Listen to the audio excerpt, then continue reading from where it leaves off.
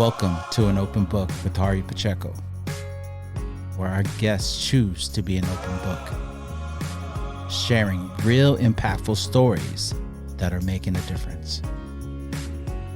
Welcome to the show. Welcome to another episode of Open Book with Harry Pacheco.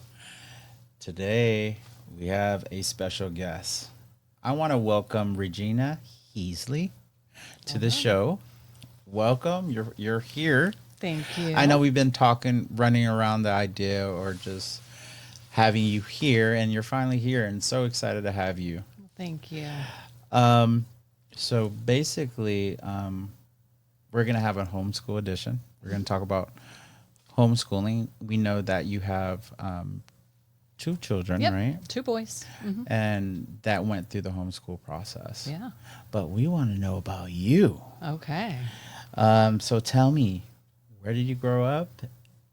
All right. And how was it growing up? Yeah. So I was born and raised in West Palm Beach County. And I was a Florida girl. I spent a lot of time at the beach, just hanging out and having fun. We moved around a lot as kids, my parents. But so I went to a lot of different elementary schools and that sort of stuff. And played soccer.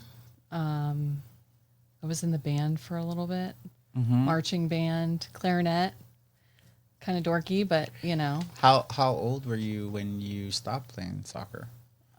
So I played when I was young, and then like during elementary school years. When I went into middle school, I stopped playing for a couple of years and then picked it back up in high school.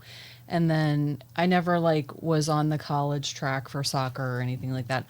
I was definitely not the most skilled, but very, I was athletic, so I could run really fast. So I always played defense and halfback. And instead of going on and trying to get a scholarship for soccer, I played intramurals in college for a couple of years. Wow. Yeah. That's amazing. Yeah, not super skilled, but I had a lot of fun. And you were saying clarinet. Yeah. Tell me about that. It's How long have noisy. No, I was my parents. So my brother played trumpet though, so that was even worse. Yeah. I think I was probably in 4th grade when I started taking lessons, and then I played all through high school. My freshman year of high school, I was in the marching band. We went to New York. We were, woo. That's cool. Yeah, and then I had issues with TMJ and migraines and that sort of stuff. So played the saxophone a little bit, but my freshman year of high school, after marching band season, I got a doctor's note, and it was I can't play anymore because it hurts my head and my teeth and stuff. And I had a little bit of a controlling band director, and he refused to let me change my schedule.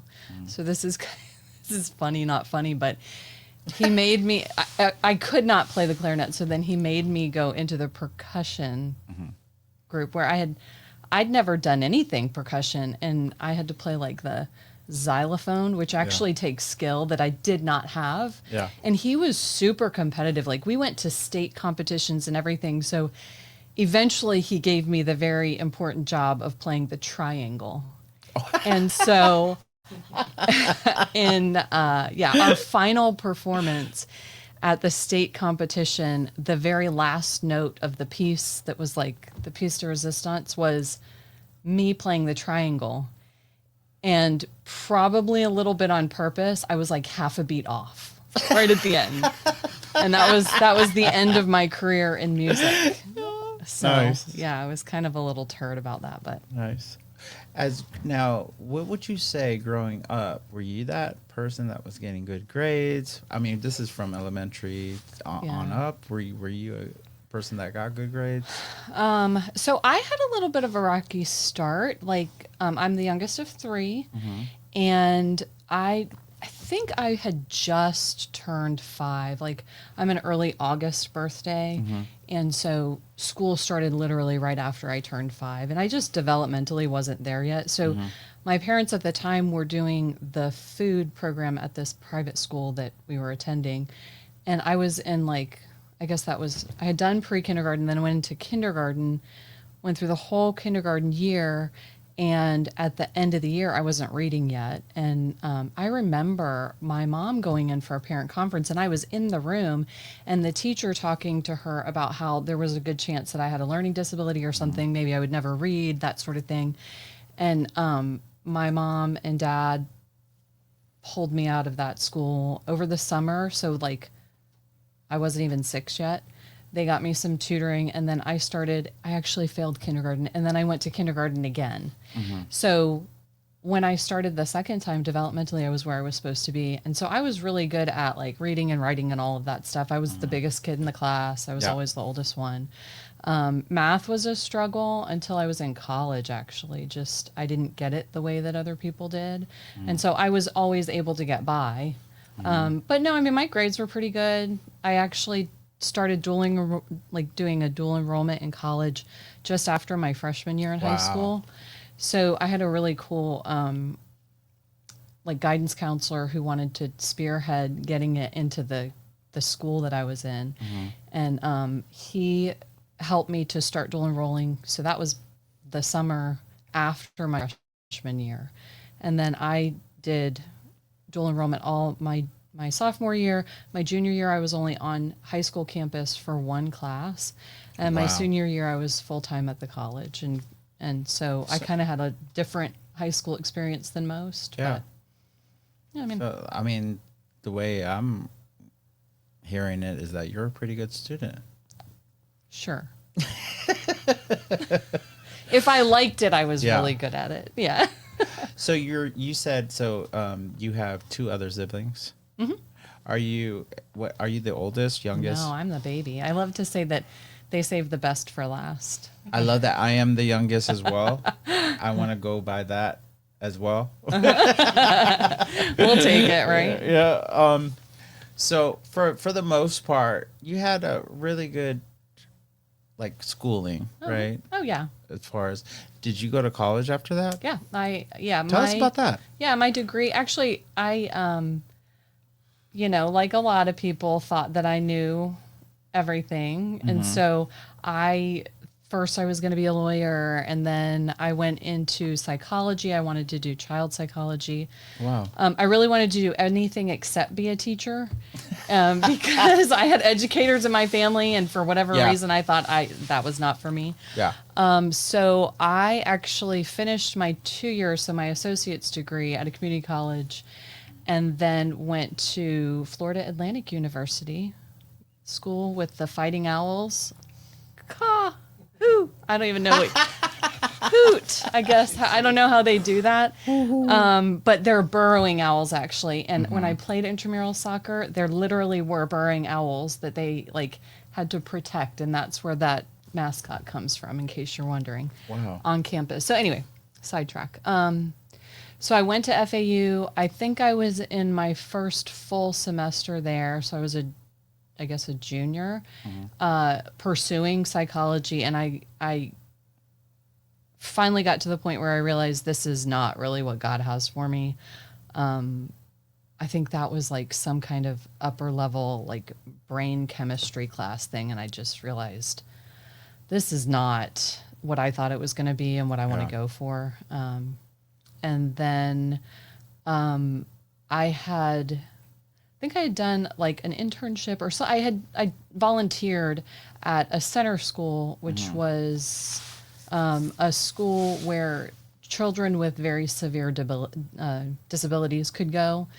And like there were swimming pools for physical therapy and just all sorts of things. And I was volunteering there and realized like this is what I want to do. I want to be a special education teacher. So I shifted gears and added a year to my college, which I kind of feel is better than most, you know? And so I actually have a degree in Florida. It was called Varying Exceptionality. So I could teach K to 12, anything outside of the normal curriculum. Yeah. So, yeah. Very cool. Is that where you met your husband? I met my lovely husband, Dean. Actually, he had just graduated high school. First time we met, it's funny how all this goes, but the first time we met was through a mutual friend, and it was that summer after my freshman year, and he had just graduated high school. We were on campus in the same high school at the same time and didn't know it. And there were four of us that hung out over summer, and then we ended up parting ways. I say God knew that we weren't ready for each other yet, and so he separated us. And then we didn't really, I think I saw him one time when I was in college and he was in college a couple of years later. And then fast forward to being, he was finishing his degree. I was in the middle of mine. And he was working at a church administrator at the church that we ended up going to. Wow. And yeah, God had done a lot of work in both of us. And that's a whole nother story. But we ended up, becoming reacquainted through the college ministry at Memorial Presbyterian Church in West Palm. Very cool. Yeah. Very cool. And shortly after that, you guys got married, right? Yeah. So we got married in, 2002. Wow. That sounds right. Yeah, we started dating in 2000. I got to remember this stuff. Can you cut that out? No, that's not going to get edited, is it? Yeah, of course not, Trent. Thanks. Love you. Yes, 2002. Yeah. That's when we got hitched. All right. So you guys had a family.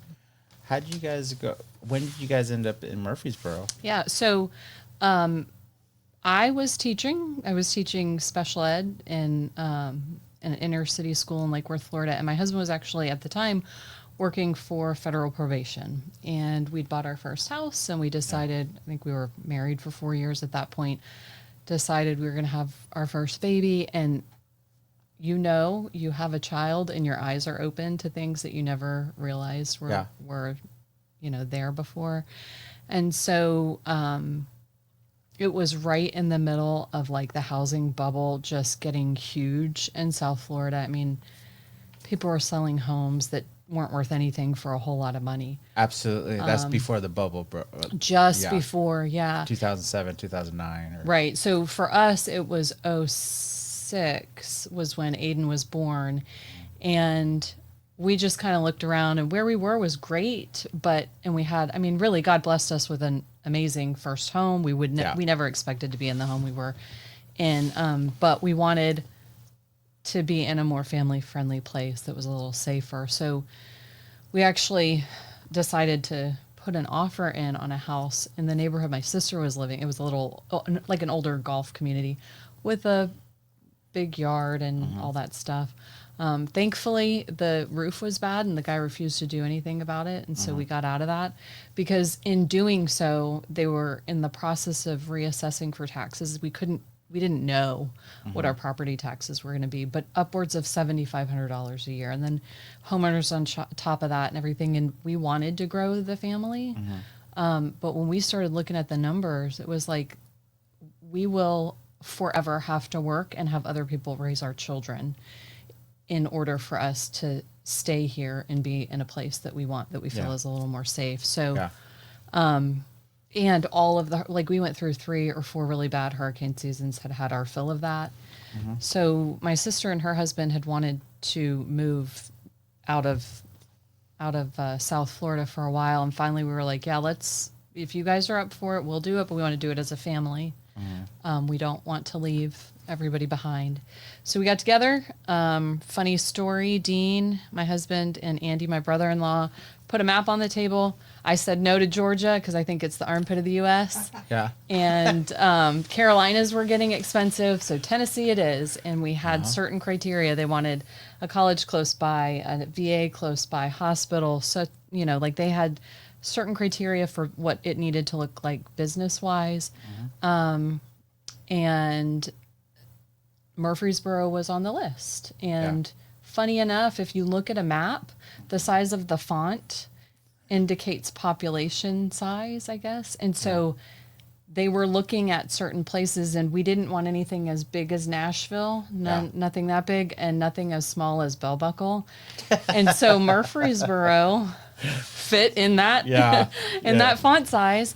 And my sister and her husband were in the very long process of adopting from China. Yeah. So they had already had their home study and all that stuff done. They didn't know what would happen, though, if they moved in the middle of things. So they contacted their adoption agency, and the adoption agency got them in contact with a couple up here who was part of their organization and said, why don't you get a hold of them? Turns out that Rob Lyons, he used to be the assistant city manager, and his wife at the time, she actually graduated from the high school that was like our big rival in Wellington, Florida. Boo.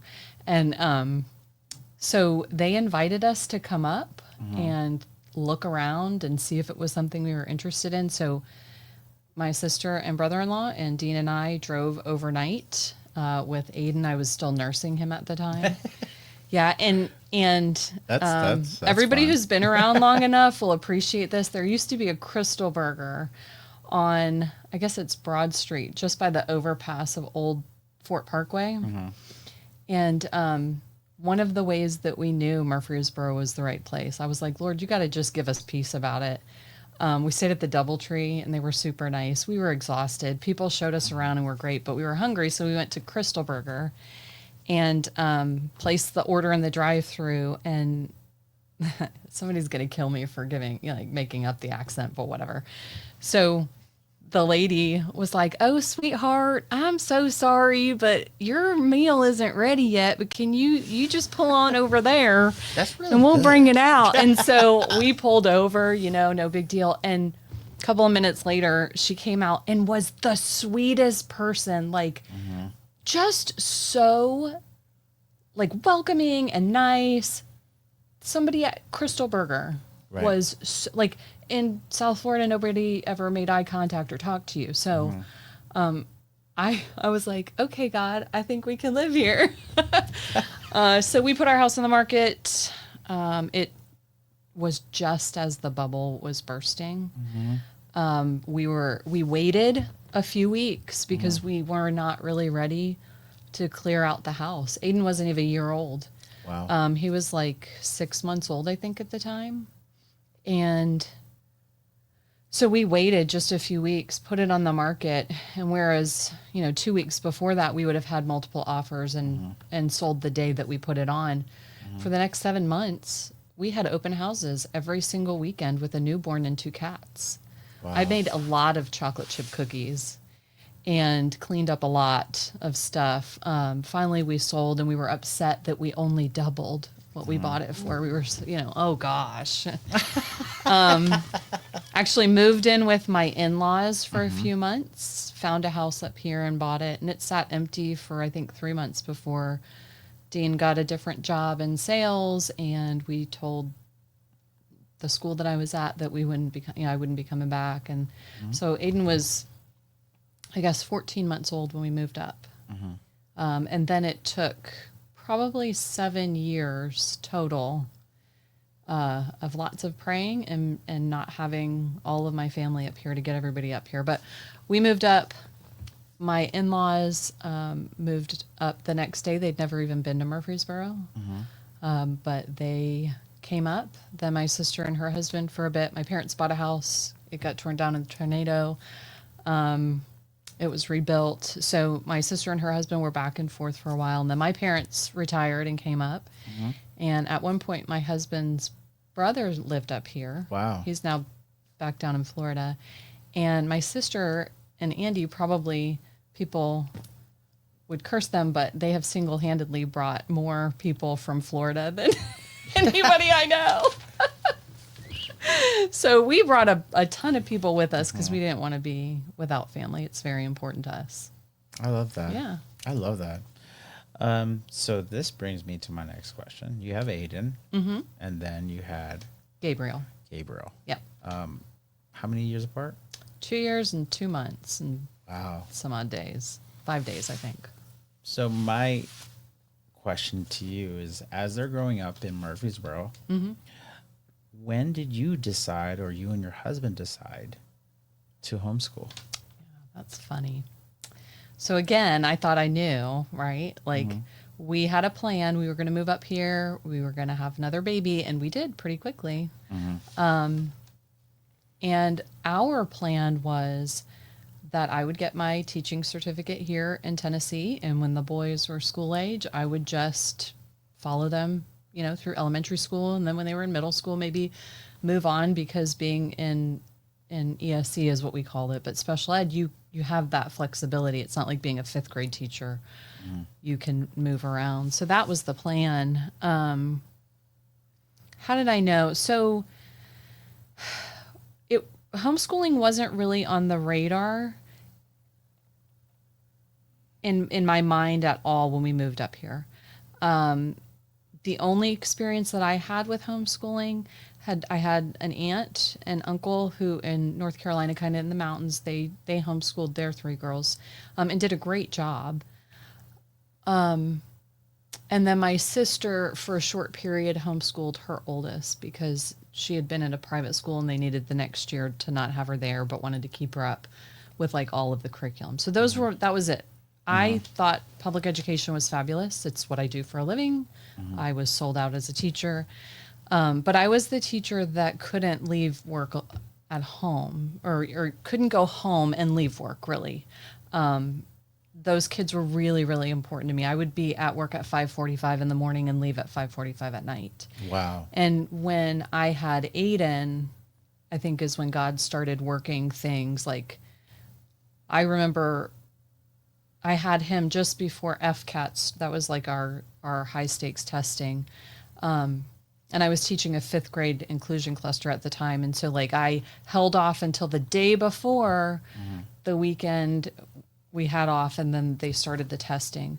But I just remember thinking after having him, I don't know how I can be the teacher that I want to be to those kids and be the mom that I want to be to Aiden, much less another child. And so I think God probably started working that out way before I even knew that homeschooling was going to be part of what he had in store for us.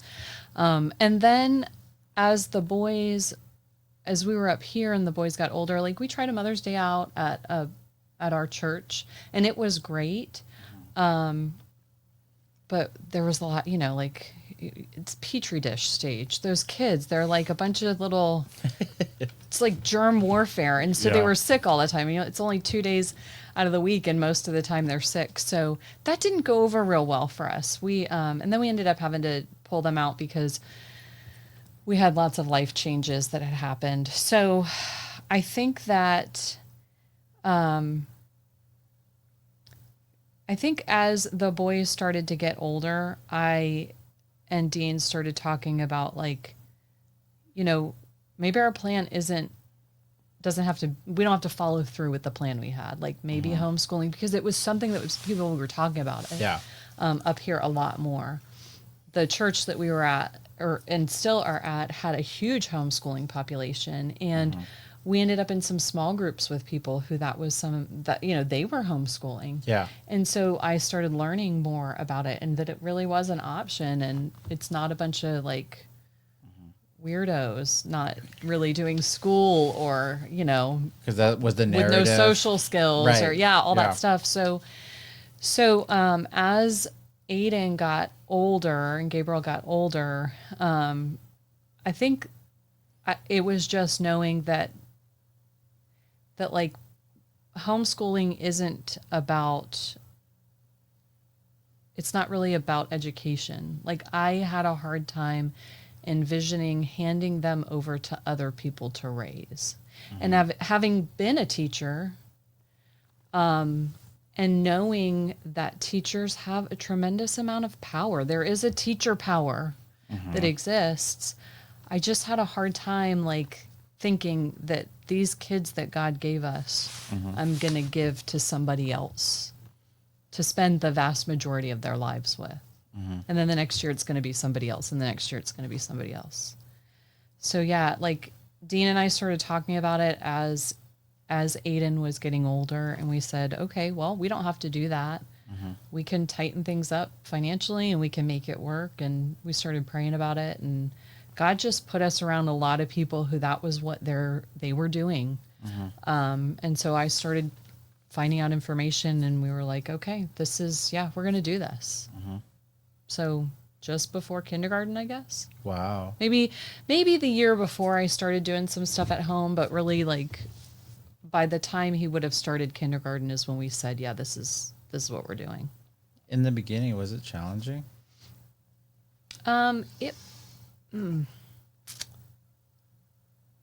Teaching your own child is not challenging, I don't think. For me, because teaching children is what I did. Being a full-time parent who is discipling your child is the hard part. So I had in my mind, this is not going to be hard for me because I'm a teacher.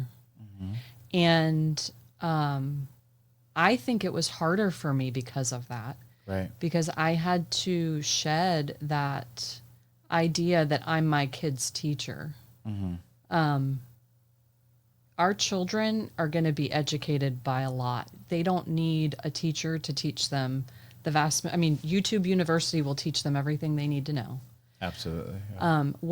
What is the most challenging part, and I'm talking about this as a parent, whether I was schooling my children at home or not. I think the most challenging part is understanding that like God has given these children to us. Right. You have children that were given to you. Right. That's not by mistake. God knew exactly what he put into them, what the mixture is, and what our mixture is.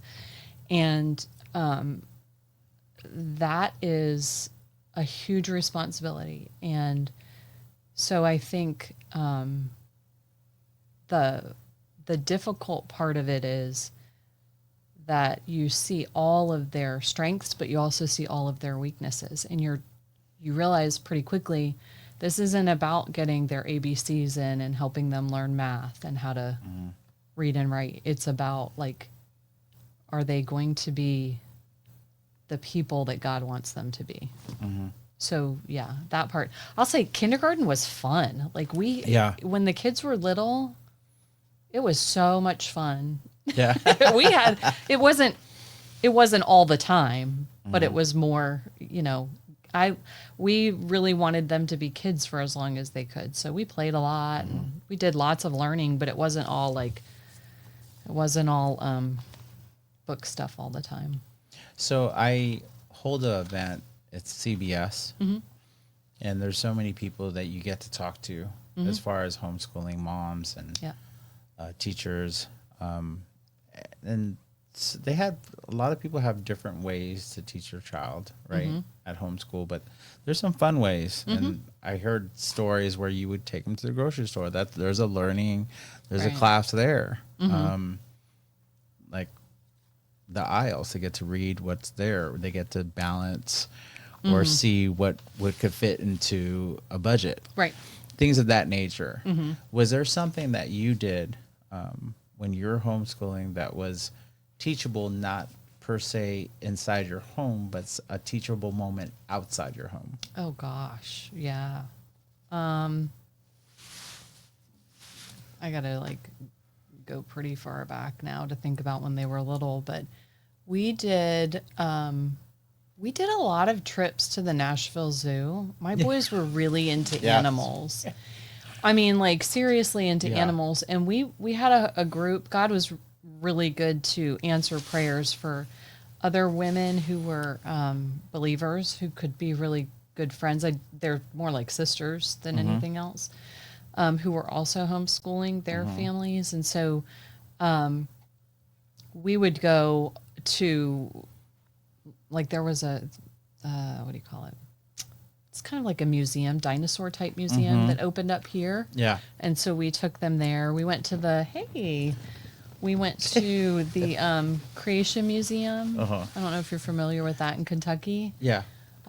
We went and did that. My husband was traveling for work for a time. And so we took some time and we went to Washington, D.C. and did the different. Oh, I love that. Yeah. Parliament. Well, that's in That's in England, but yeah. Oh, I didn't mean Parliament. That's Sorry, all right. guys. That's okay. It's Congress. It was, Abraham Lincoln. Yeah. So yeah, we went there and got to go to Washington's house and all of that sort of stuff. But the around town sorts of things, that's just every day. I love that I get to play with the puppy. You make me less nervous, puppy. What were some of the other things? I don't know. I gotta dig back. When they're older, like my boys, Aiden, for instance, as he got closer to his senior year, it's like, now's the time to start looking at interests. Yeah. And he found he and another friend had started talking about firefighters. So would say, what do you want to do? I think I'm going to be a firefighter. So his junior year was coming up, and I said to him, have you thought more about that? He said, to be honest, I just keep telling people that so they'll stop asking me what do I want to do when I grow up. And I was like, well, your junior year's coming up. It's time to stop. Let's figure out if that's where your interest lies. So we looked around, and he found out about something called the Explorers Program. And so he spent from his junior year through his senior year going into the Laverne. There's a fire department there that does an Explorers Program. And did ride-alongs and figured out, no, this is really what I want to do. Wow. And his schedule was free enough that he could do that. Yeah. Gabriel, my youngest right now, is looking at he's probably college bound, but thinking, well, the trades, that's an option I should probably look into. So I'm in a networking group. Yeah. And believers in business, everybody should come. Yeah. Yeah, I like that. Yeah. If you are welcome, I'll tell you later. We'll have a commercial for Believers in Business. So he has he's met some people at BIB as well as my husband's BNI group and done ride-alongs to see if this is something, what about HVAC or electrical or that sort of stuff. But selfish plug for being a mom. One of the nice things about homeschooling is they have to learn how to be in a home with 3 other human beings and be cleanly and be considerate because we were together a lot. Yeah. And so they were very young, and as soon as they could physically run the dryer, they started running the dryer. And then when they weren't going to fall into the washing machine, but they could do the wash on their own, they started learning how to do those things that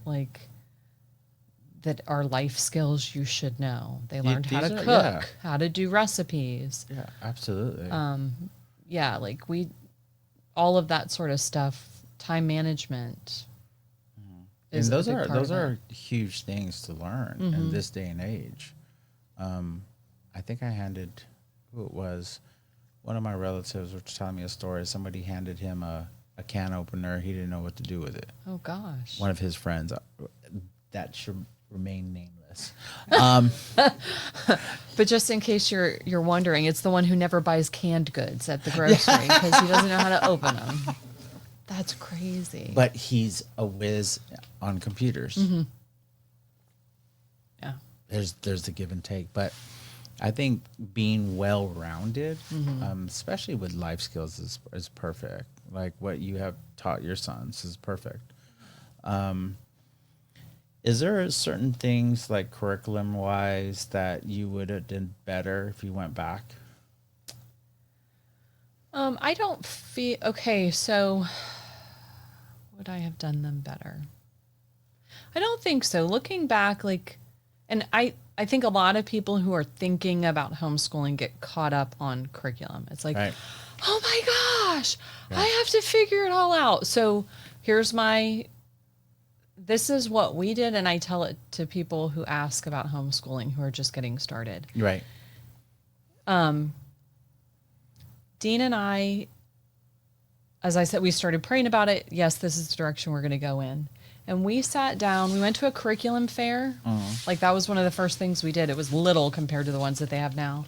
And I was like way overwhelmed by all that was out there. And I'd been to curriculum fairs as an educator, but this was a Absolutely, yeah. different ball game because it's me having to figure it all out. So we sat down and we really did outline like what is it what are our goals? Not like not a year by year, but like what is our goal? What do we want our children to end up like? Like what are so we had certain things like we want them to be responsible or like whatever. We made a list of things and then said anything that we decide to do with homeschooling, we're going to go back here and say, does it serve this purpose? Right. So that was really important for us to do because it also helped me to decide what we were going to use for curriculum. Interestingly enough, the math stuff that we've used the whole way through, and I would do it over again. Matthew C., Steve Demi, I found when I was teaching at a math workshop in South Florida when I was a teacher, and I fell in love with it. And I thought, man, if I could choose what to use to teach students, I would choose this. It was the one thing I knew I was going to use for sure, homeschooling. And I found it and made sure that like we used it the whole time through, and I've never been sad about that. I did buy the Cadillac of curriculum when Aiden was getting started in kindergarten. Spent a lot of money that we had at the time. They even sent it in this box. And those of you who are watching this who are homeschoolers know what I'm talking about when I say this, and you'll know who I'm talking about. The box, you turned inside out and it turned into like a playhouse. Like they had it dialed in. And I was sitting on the floor and I was putting together this binder that had like everything, and I started to get overwhelmed and I was freaking out, and I was like, this is everything I ever wanted to be able to actually do as an educator if I had the time to. And I started crying, and Dean said to me, what is wrong with you? What's wrong with you? Why are you crying? And I said, this is so amazing and I can see doing this with Aiden, but I have no idea how I can have a second child and do all of this for both of them. Or what am I going to do with Gabriel when I'm doing all of the things that I thought I would want to do all the time as an educator with my kid? Right. And he said, they have a really good return policy, but like you don't like it, send it right back. And so he said, just put it back in the box and send it back to them, which I needed him to say to me. So I did. I put it back in the box and sent it back. And there was this terrible website, which Trent, you'll appreciate because my husband builds websites. Terrible website that I had come across that the curriculum's called My Father's World. I loved what they were talking about, but it just wasn't like all the academic-y stuff that I thought I was so excited to be able to do. And he said to me, didn't you say there was something that you saw like My Father's World or something? Why don't you go back and look at that again? And I did. And I was like, you know what? This is one of the things that we wanted. We wanted our kids not to be accelerated academically early on. We just wanted them to be able to love learning and like be excited about it and enjoy it and build a love for learning and then get more academically involved as they got older. Like it was never doing nothing. It just wasn't, I want my, 6-year-old to be doing physics, that sort of thing. And so, I ordered that. We started it and we've used it all the way through high school. So it fit really well, but I also am kind of like, this is what I'm doing. And so now we're going to keep with it. There's a lot of people who are very different where that's concerned and who will try one thing and that doesn't really fit great. And so then they try another thing and they'll go back and, homeschool. I know that I'm rambling about this, but, I think so many people think so much about curriculum, and the reality is that that's not the most important part of it. Like, there's a lot out there you can choose, but I would say set your goals and then determine whether or not what you're looking at fits those goals, because there's so much to choose from that it can be overwhelming. Yeah. But no, I don't think there's anything in particular that I look back and I go, I wish I hadn't done that. I will say this, it took me a while to get out of thinking that I had to run my homeschool like a school, because Yeah. I was used to a school schedule and being a teacher. My kids always had desks. They still do to this day. I'm not sad about that, because I am a structured person. But my niece came and homeschooled with us for several years also. She was the youngest one. She's closest in age to my boys. And during that period, things just got like, there were times where it just felt like we're exhausted and it's nowhere near having a time where we could have a break. And there's a lady who was in a group with me, and she started talking about something called Sabbath schooling, which I'd never heard about before. I never heard about it. Yeah. So it's great. And it worked really well. I think we started it somewhere in elementary and middle. And I did that through until they got to high school when we started doing a tutorial.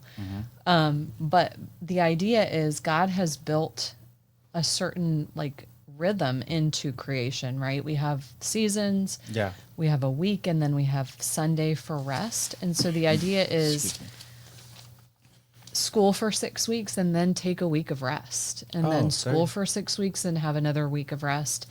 And that was huge. Like, I wish that I had learned about that earlier, because I feel like I didn't realize that we got to the end of a 6th week and I was worn out and the kids were kind of worn out and ready for some time off. And once we started Sabbath schooling, it was so natural. And as we were done, we got that week off, and then we could pick back up and be fresh again, instead of, well, I'm sorry you don't want to keep doing this because you got until fall break and that's, 3 weeks away. So I probably would have done that sooner if I'd known about it sooner. I look forward to this show so much. It hits home so much because my wife is wanting to homeschool our children. And today is this year is her first year. Okay. With a brand new baby. Yes. So that's challenging. That's a huge undertaking. So much that we invested a schoolhouse for her. So we have contractors there. Oh, wow. Building a office space because she doesn't want to do homeschooling per se inside the home, because in her mind, laundry's due, food's due. I want to be able to go somewhere where I could dress up and go and be about homeschool and have an office space. And I'm like, that makes sense. And so we invested in making a office space in the backyard for her to do so. And that's how much invested she is. So it hits close to home. And so hearing you and knowing that you have 2 successful boys, they're men now, young men now, that are, one's going to be a firefighter, and that's through him being homeschooled by you, right? And then one is potentially going to college or doing a trade is because they were homeschooled by you.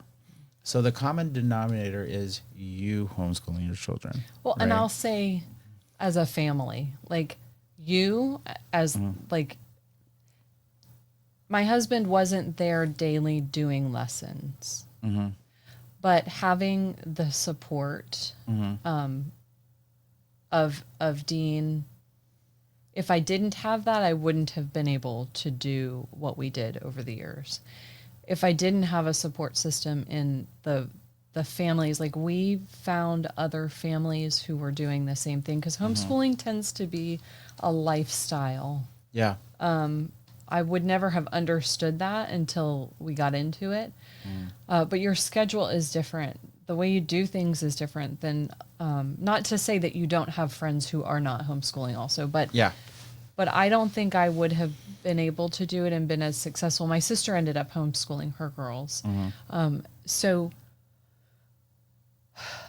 it'd be nice to say, yes, it's all the mom who does it, there are dads who are doing it. There are single parents who are doing it. It's a huge team effort. It is.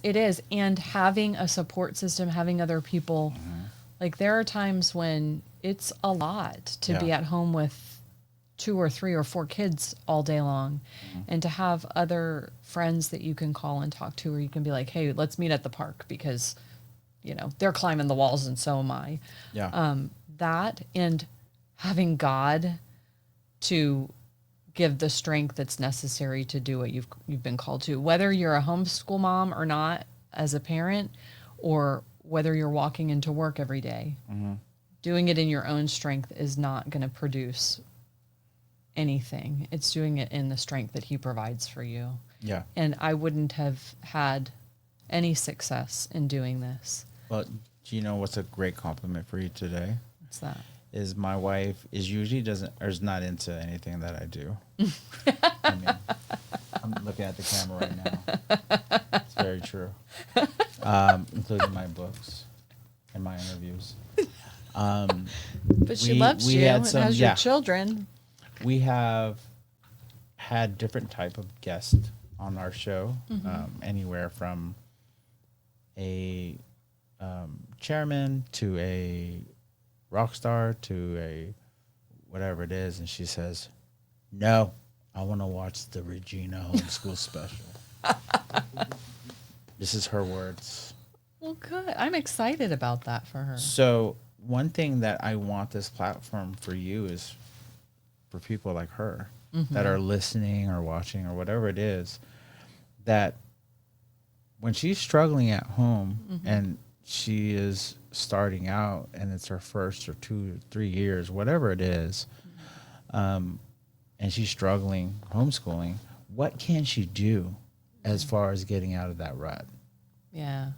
I'm going to say... Saying, like, I'm done with this. I want to go to... Y'all going to public school? No. Let's pack up and go. When it gets to that point, what can we do as homeschool parents? Well, I would say first off, Hari, be very supportive. Listen to her. Like when all you men out there, when you get home and you've had a long day, so has she. Right. And so understand that you may need to decompress, but so does she. And I think that's really important.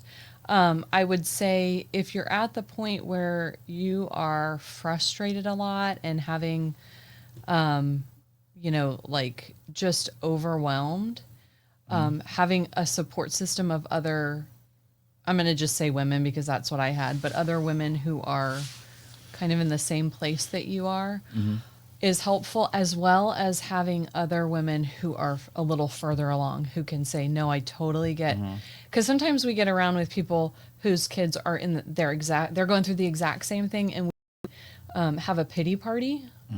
We can talk about all the things that are really difficult, and not necessarily encourage one another. But having other women around who have been there and done that and say, listen, this too shall pass. That is super helpful. And if the day's just really not going well and you are frustrated and it's not going to happen, you homeschool. You can stop right now and you can go send them out in the backyard to play. You can change your schedule at any point. I think it's important to try something for at least 3 weeks. Like, don't try something for a day. You're going to, like your wife, how your children are kind of stair-step pretty close, right? Right. So I had 2, and when Aiden started doing kindergarten, I set up little stations for Gabriel, and I worked Aiden's schedule around Gabriel's nap time. Wow. That's what she does. So and as they get older, I mean, with children, you think you've got it figured out, and then something changes. Then 2 starts happening. Yeah, it is okay to be flexible. It's okay to say this is not working. So, and I would sit down with somebody else, like another lady, but at times I'd sit down with Dean and just be like, here's all the stuff. Yep. And say to him, I just need you to hear me. And then here's what I'm thinking. What are your thoughts about it? Or he would say, well, why don't you do this instead? Try this. But should I give up and send them to school? I would say, what did God call you to? I think you need to know what God called you to. And if you clearly knew when you made the decision and are continuing to pray and trust that you're being obedient, God's going to be faithful to give you what you need to get through it. Sometimes that's like you on the bathroom floor crying. Yeah. And knowing that he hears you, and little toes sticking underneath the door, even though you just want one moment of peace. I love that. I love that whole thing. But it's true. It's not easy. I don't think it's easy to be the mom who takes her kid and drops them off at school every morning. I don't think none of this stuff is easy. It's one of the most valuable things you'll ever do in your life. Yeah. But it's not the easiest thing you're going to do in your life. Do you have, for moms that are in the same boat as like my wife that's starting out, or somebody that's far along and that's struggling right now, do you have any empowerment or any encouragement that you could say right now? I would say for the mom and like the families that are just getting started, I am convicted that I said this earlier. God gave those children to you for his purpose. And with his strength and guidance, you will not go wrong doing what he calls you to. So if you feel like he's calling you to homeschool as a family, being obedient is the best thing. And just spend a lot of time in prayer. To the ones who've been doing it a really long time and are getting worn out, I would say go back and look at why you made the decision to begin with. Like, this is a long race. It's not, it's not a sprint. This is the marathon race. And I've never run a marathon. I have no intention of ever doing it. But I imagine at about halfway or 3/4 of the way through, it gets to be like really brutal. Yeah. I don't think physically it stops hurting if you stop, you stop running at that point. Right. You're still hurting. Yeah. But the finish line, getting to the finish line makes all of that worth it. Absolutely. And I think that's what I would encourage people to do is remember, like, we're called to run a race. And if you've been called to school your family, like to do this as how you are raising your family, then it's going back to, why did I commit to this in the first place? Do I need to make some changes? Like, do I need a break? Do we need a break?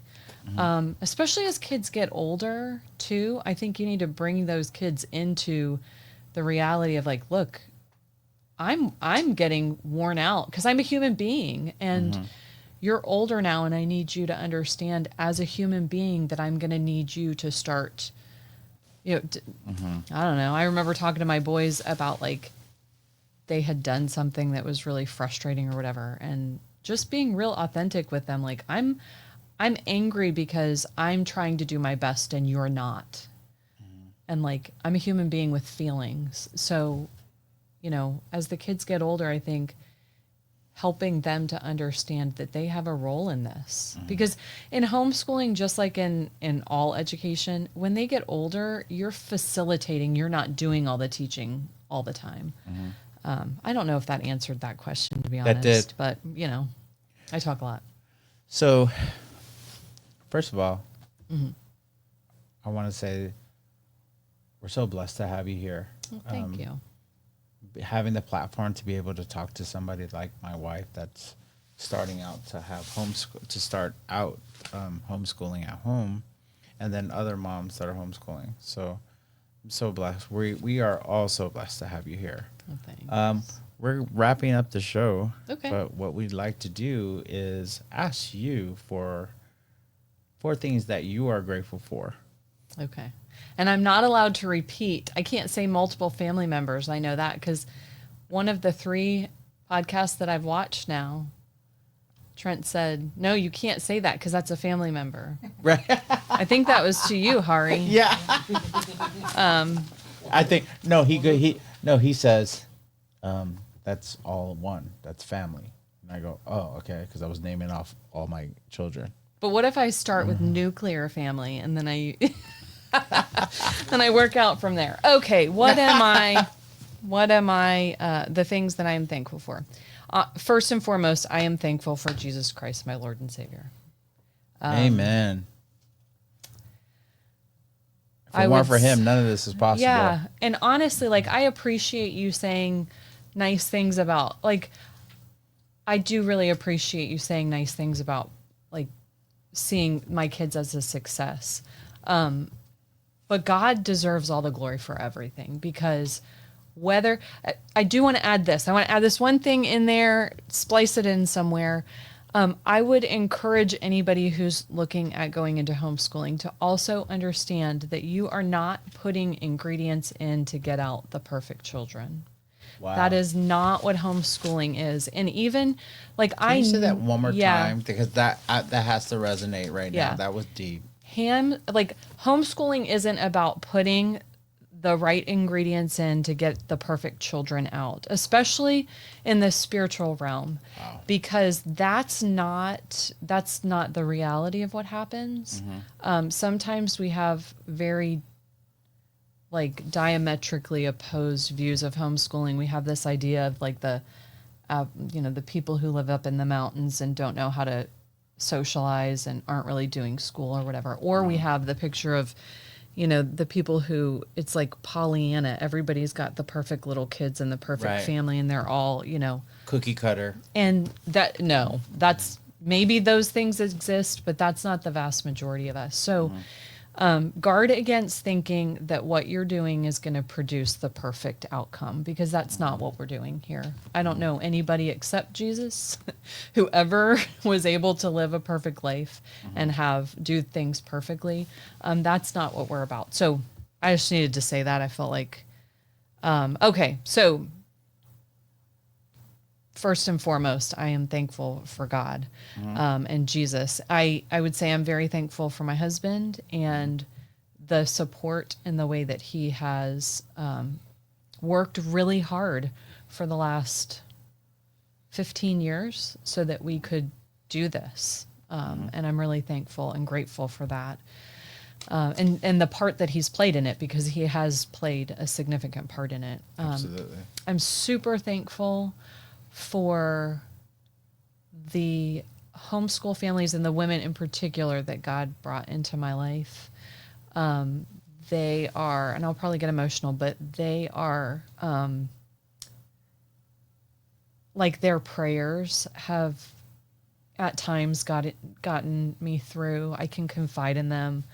We pray for one another's families and for one another. And we're just, like Sarah and Candy from the gym, there are some of them. So I'm super thankful for them. And I'm really thankful for our church family, because we had a lot, they opened New Vision Baptist churches where I attend. And for many years we did a co-op over there. And so they afforded us space to be able to go in and have our kids just take over a wing, and we could do science classes and, blow things up. We never blew anything up, but I was outside. Music classes and that sort of stuff. But we had a physical space, and our small groups, it afforded us that's one of the ways that we ended up knowing more about homeschooling, is a small group that we got into where a lot of the families homeschooled. So I'm very thankful for our church family as well. And my extended family. I love them, but I'm not allowed to say them and Dean because he's family. Right. But I'm saying it anyway. And don't cut that out. I really love my parents. Yeah. And Dean. Yeah. Dean's folks, Absolutely. So, yeah. Okay. So before we wrap up, there was something that I did want to mention, and I didn't ask you. So Oh, you mentioned nice. you mentioned the two people Yeah. that homeschooled with you. They played a role. So is it your advice for the homeschool to get into a group? Absolutely. Of some sort. Yeah, because I feel like emotional when that took you there, they were really for you, the Yeah. people. So it was like, how it says it takes a village to, to help Yeah. you and to raise your kids or whatever it is. It takes a village to homeschool your kids. Yep. Right? Well, so you were talking about CBS Community Bible Yeah. Study. Sarah and I met at Community Bible Study. Oh, there you go. Yeah, and I got involved in Community Bible Study because one of my other really close friends, Leah, had heard about it, and so like she was the teaching director, and I was the children's director of a brand new class that had started, and Sarah ended up coming, and I had her kids as like part of Your group. my group. Yeah, so there are a lot of different ways to find people that you can plug in with. And I mean, like, you can get on Facebook is probably still a thing, Friendster. whatever that thing is. And there are groups, like there are homeschool groups Yeah. all over the place. Rutherford County, there are some really neat things going on. There's co-ops and tutorials. I actually found at times that it was hard to keep out what we needed to do at home done because there are so many things you can get involved in. And so like for me, I had to say no to a lot so that we could really, like focus on getting what we needed to do done curriculum wise or whatever. But I don't know how people do it as an island. I don't think it's definitely not something I could have done. So yes, get involved somehow, at least one other person who's doing it, and just share resources and time and a shoulder to cry on and somebody to celebrate with it too. That's important. So is there one more question? Is there an organization or a place or a person that you want to lift up right now and say, hey, they're doing the right thing and they're pushing, spreading the positive? Yeah. Oh, I should have somebody. I am so bad with names. So,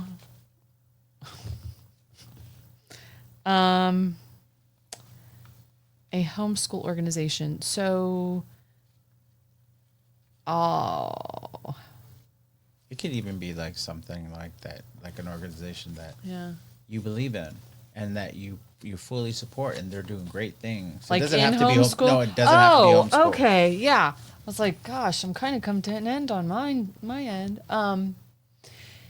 Yes, so I feel like this is very poignant. So Emily Treadway with Genesis Electric is in our networking group, and she is very active in providing what's needed to the homeless community. And so she Wow. was just talking about this today. So I'm going to talk about this. Yeah. That there are some decision makers in Rutherford County that are making decisions to make it a lot harder for the body of Christ and people in the community to be the ones that are helping out instead of government taking over. And so I would say, I don't know if this is the right platform to do it or whatever, but I would say it's important for us to understand that the best way that people can be cared for is to be cared for by other people, not institutions. I like that. And That is right. and especially in the church, we are called to care for those in need. And that can be hard at times.